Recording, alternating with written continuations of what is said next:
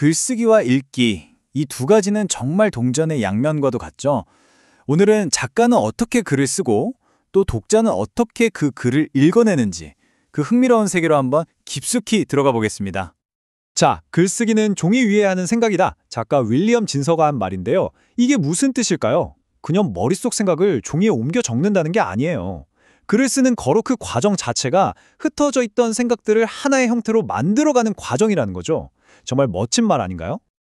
그러니까 바로 이 생각을 만들어내는 도구 덕분에 우리 인류는 지식을 쌓고 또 다음 세대로 전해주면서 지금의 세상을 만들어 온 거예요.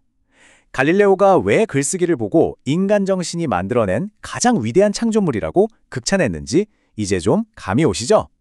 자, 그럼 궁금해지죠. 우리 머릿속에 그냥 휙 스쳐 지나가는 그 생각 하나가 도대체 어떻게 다른 사람의 마음을 막 흔드는 그런 강력한 굴로 바뀌는 걸까요? 그 첫 단추부터 한번 따라가 보죠. 모든 위대한 이야기는요, 정말 사소한 한순간의 불꽃, 그 아이디어에서 시작돼요. 예를 들면 J.K. 롤링 아시죠? 꽉 막힌 기차 안에서 해리포터에 대한 영감을 얻었대요. 그러자마자 머릿속에서 마법 세계의 온갖 디테일이 막 샘솟기 시작했다는 거죠. 정말 신기하죠? 자, 그렇게 아이디어의 불꽃이 톡 튀었어요. 그럼 이제 뭘 해야 할까요? 그 주위에 튼튼한 설계를 만들어야겠죠. 작가들이 이 거대한 이야기의 설계도를 어떻게 그리는지 살짝 엿보겠습니다. 글 쓰는 사람들을 보면 크게 두 부류로 나뉜다고들 해요. 하나는 플로터, 그러니까 모든 걸 지도 그리듯이 꼼꼼하게 계획하는 계획형 작가고요. 또 다른 하나는 펜처, 이건 뭐냐면 그냥 엉덩이로 쓰는 거예요. 즉흥적으로 마음 가는 대로 써내려고 하는 거죠. 그런데 재밌는 건 뭐냐면요. 사실 대부분의 작가들은 이 두 가지 성향을 다 가지고 있다는 거예요. J.R.R. 톨킨, 반지의 제왕 작가 아시죠? 그분은 중간계라는 세계를 정말 꼼꼼하게 만들었는데 정작 아라곤이라는 캐릭터가 갑자기 툭 튀어나왔을 땐 본인도 엄청 놀랐다고 해요. 그러니까 글쓰기는 계획대로만 되는 게 아니라 쓰면서 새로운 걸 발견해 나가는 여정이라는 거죠. 그러니까 계획을 하든 즉흥적으로 쓰든 사실 그건 중요하지 않아요?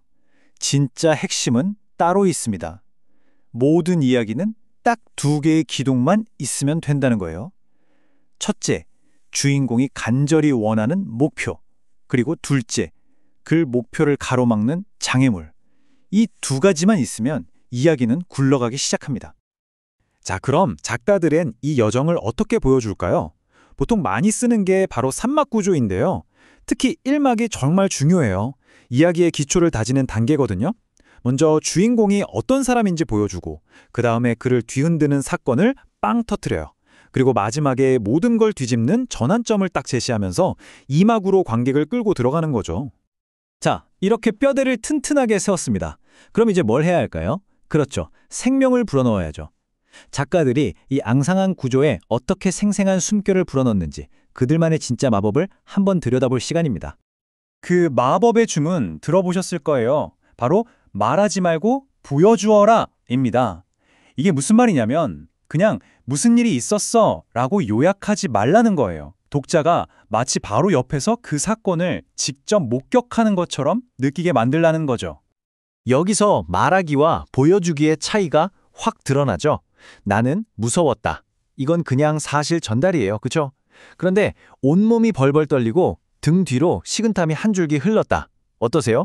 독자는 그 공포를 머리로 이해하는 게 아니라 온몸으로 체험하게 되는 겁니다. 이게 바로 보여주기의 힘이에요. 캐릭터를 만들 때도 똑같아요. 티나는 시시덕거렸다라고 딱지를 붙여버리면 독자는 그냥 그런가 보다 하고 말아요. 하지만 티나가 직접 어머 안녕하세요. 여기 경치가 갑자기 훨씬 좋아졌네요. 라고 말하는 걸 보여주면 독자는 스스로 이 사람 좀 끼가 있네 하고 결론을 내리게 되죠. 훨씬 더 입체적이잖아요. 자, 이제 동전을 뒤집어 볼 시간입니다. 지금까지 작가가 어떻게 이야기를 만드는지 봤잖아요?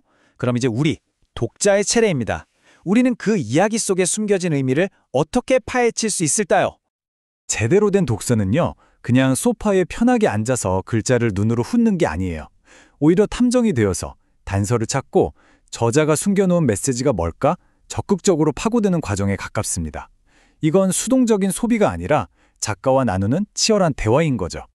독서법의 고전으로 불리는 책이 있죠. 생각을 넓혀주는 독서법. 여기서 아주 강력한 도구를 하나 알려주는데요. 바로 어떤 글이든 꿰뚫어 볼 수 있는 4가지 질문입니다. 첫째, 그래서 이 책이 전체적으로 무슨 얘기를 하는 건데?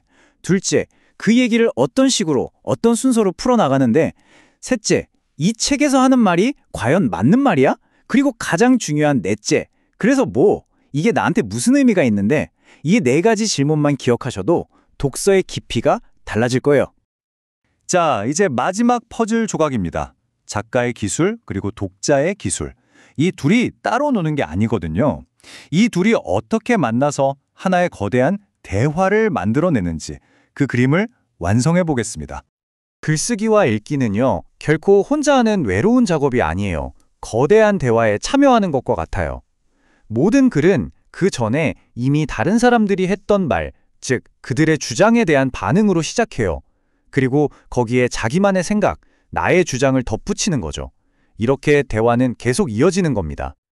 그리고 그 대화는요, 심지어 작가 자신과 자기가 쓴 글 사이에서도 계속돼요. 글을 고치는 거, 퇴고라고 하죠. 이게 무슨 벌 받는 과정이 아니에요. 오히려 자기가 진짜 하고 싶었던 말이 뭐였는지 다시 발견하고 자기 목소리, 즉 나의 주장을 더 날카롭고 선명하게 만드는 정말 소중한 기회인 거죠. 결국 이겁니다. 당신이 작가이든 독자이든 그건 중요하지 않아요. 중요한 건 당신의 다음 페이지가, 당신의 다음 독서가 과연 어떤 새로운 대화를 시작하게 될까 하는 점이죠. 이 끝없고 매력적인 대화에 여러분은 어떤 목소리를 더하시겠습니까?